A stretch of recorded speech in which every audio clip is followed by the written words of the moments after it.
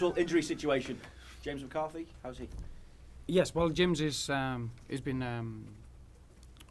starting running on the pitch.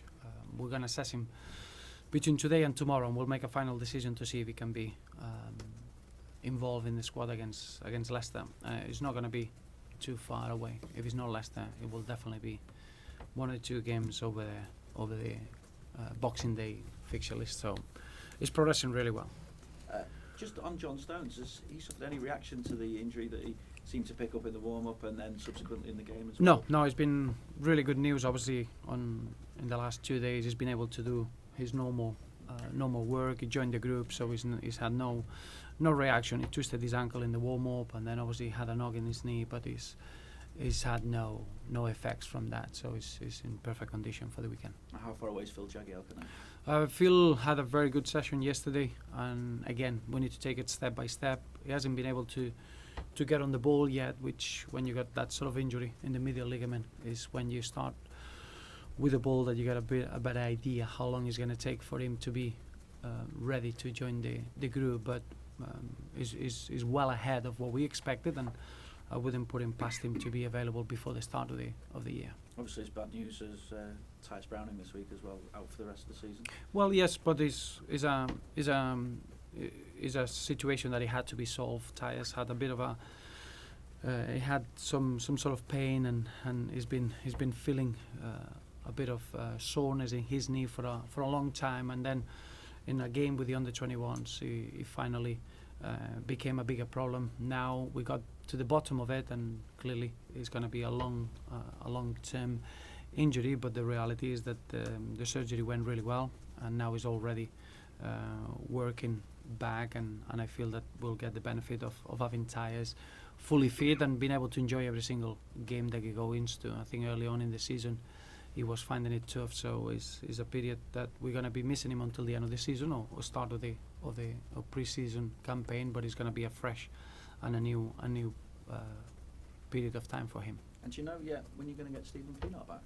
Stevie's been working now with the group for the last 3 days, and is looking sharp, and now is making sure that we give him a bit of a good working time to pick up the tempo of the competition. It's been such a long time since he played that he's building a bit of match fitness with him, but medically he's fully fit and he's ready to step in. So I hope that over the period in Christmas, where we got so many games, that he'll be able to feel good, and he'll be up to the level to be able to enjoy his football again, which has been a very frustrating period, but I think we can see the light at the end of the tunnel. Obviously, Roberto had a few injuries to key players, but it's also provided an opportunity for someone like Brendan Galloway, and he's obviously been rewarded for the form that he's shown as well with the contract. Brendan has been such an impressive performer this season. Obviously, last campaign he stepped up as a young man coming into the first team. I think this campaign we've seen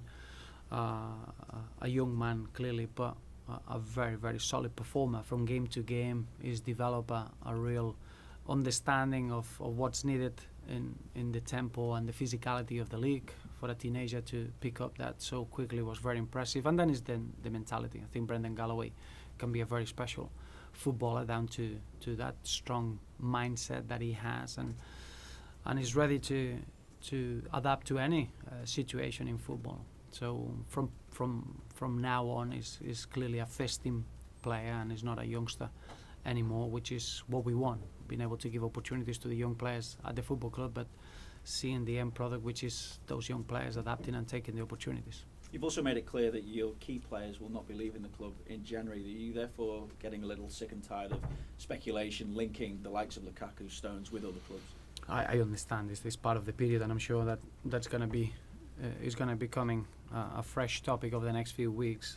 Our position is quite clear and quite strong.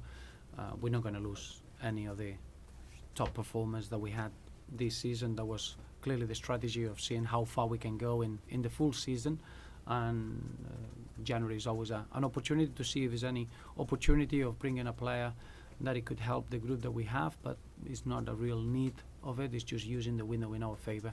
So we're quite consistent in what we're going to do in January. So that means there is scope to strengthen if required. There is money available. Should you be able to find the kind of quality that will supplement your squad? When obviously I said it many times. In January you'll never find it's not the right time to bring players that they could help you in a major way. It's only different tweaks or different gaps that you can cover, or if there's any opportunities that they appear, we'll be ready to take them. But the squad that we have is strong in numbers, is strong in quality, and now is making sure that we keep that group together rather than looking for solutions in January. Do the players themselves understand the situation as well? You won't be letting anyone go in January. The key players go, I should say. Will that help or prevent them becoming unsettled with speculation? No, I don't think it's such a January window doesn't bring unsettling period to players. The players know you're right in the middle of the competition. You focus on the games that they come in thick and fast, and I don't think it's such a doubt or such a situation of thinking that the January window would be an opportunity for losing big assets or a situation where we're going to get a consideration on making some sort of drastic changes. January is more about, sometimes you get players that they get frustrated because they haven't been able to play as many games as they wanted, and sometimes you need to find fresh challenges, and January probably is the period to do that in order for us to be as strong as we can from now till the end of the season. Clearly, we're very strong with the strategy that we have in hand. You're unbeaten in 6 in the Premier League, but just 2 wins in that time. Do you feel you should be closer to Leicester? Well, I think first and foremost, it's not the time to look at the table, and we are as disappointed as we are in the amount of points that we drop in the last 3 games, because that's the way we see it. You need to see through that and understand that we've been very, very consistent now in the 6 games that we played in the league, that you saw fantastic signs, some of our attacking play and what we've done in front of the opposing goal has been exceptional. And now is a period that we need the support of our fans and the support of everyone at our football club to try to develop a little bit of a know-how and knowing how to manage that outstanding attacking play that we've shown in order to be reflected in score lines. And that's what we have to do from now till the end of the season. And then if we do that, we'll end up with the points that our football deserves. And that's how exciting the period is ahead of us, without hiding the disappointment of dropping points when we've been in really strong positions in the last few games. But the performances have been very, very consistent. It's almost a case of trying to relax when you're in a position where you've got something to lose, actually enjoying what you're seeing, what you're providing out there. Well, it's developing an understanding of the players in between the partnerships.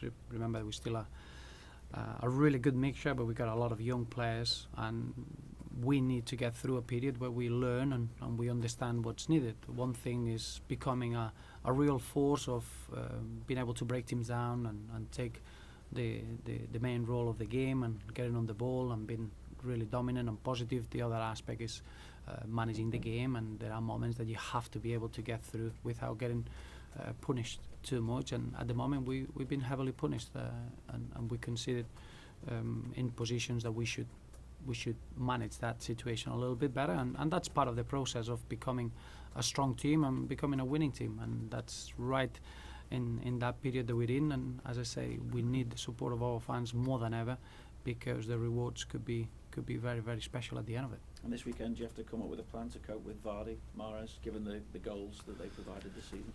Well, I think Leicester deserve to be top of the league. I think it's first and foremost is a team that they've been really, really dynamic, one of the best counter-attacking teams in the league. They got goals, but then they got a real spirit and a togetherness that I think Claudio Ranieri deserves all the credit of putting that or developing that belief in that team.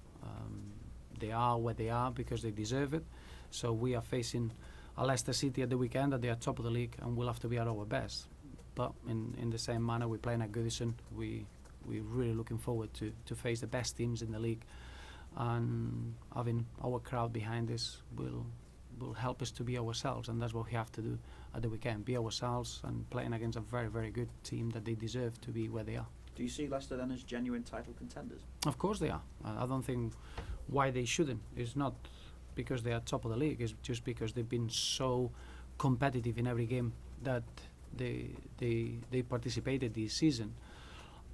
I've seen a real change. The first 2-3 fixtures, it was some sort of they were just testing themselves and see how they could compete. Now is different. You saw the last few games. There is an incredible belief. They go out and knowing that they're going to win the football game. And I think when you develop that momentum, it can be very, very powerful. So I don't think, of course, in a competition of 10 months, you're relying on suspensions, you're relying on injuries. You have to be a bit fortunate on that. And Leicester is no different.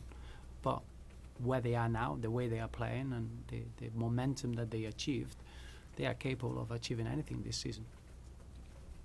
In terms of Leicester, Roberto, how much of an inspiration can they be to anyone who may believe there's some sort of glass ceiling in the league?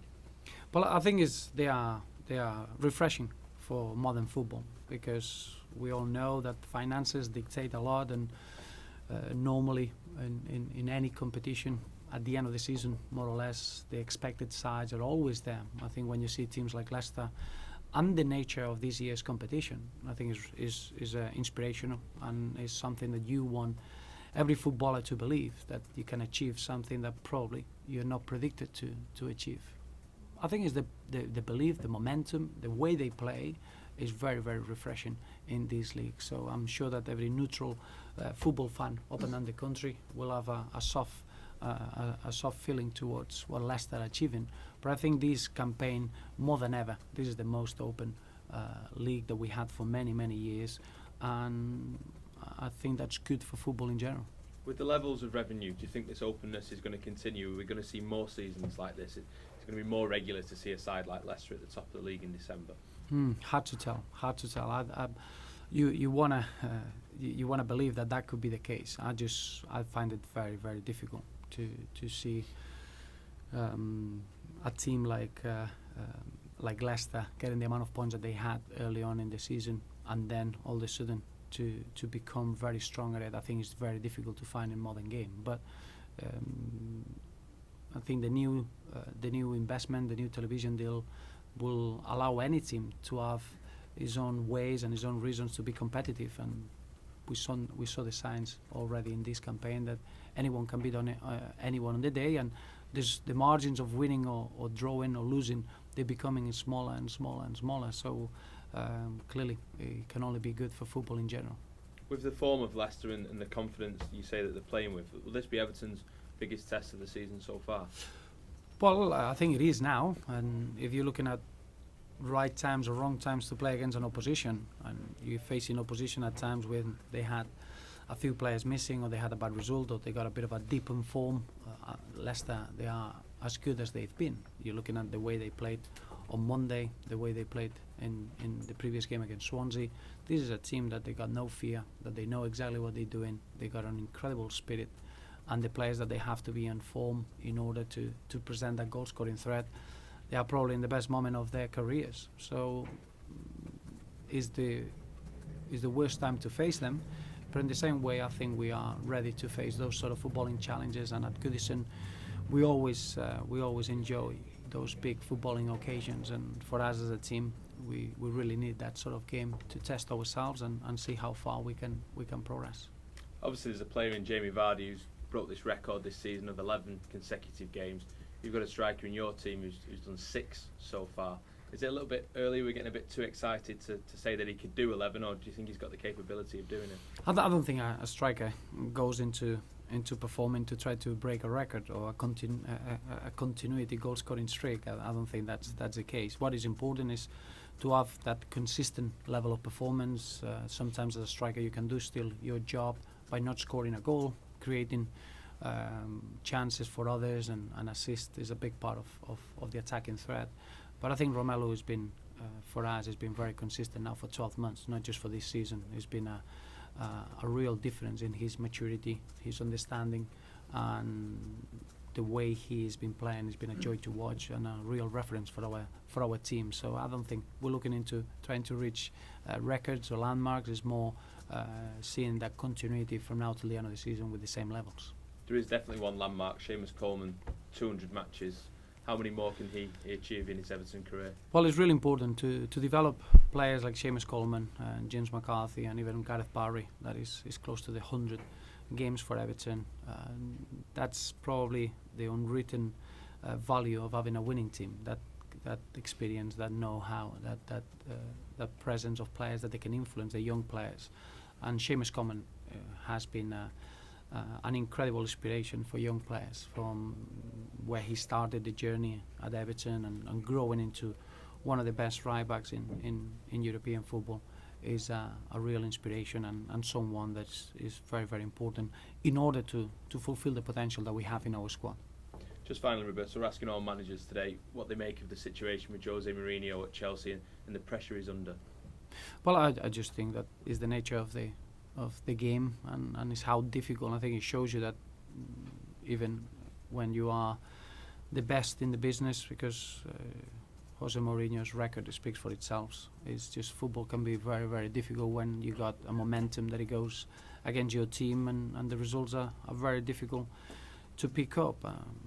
Straight away you can see that the Premier League, there is not a given result that you can relax about. You have to be good in every single performance you go into to try to get a win, and it's not surprising that we are immersed in such a competitive league that anyone can suffer a bad period.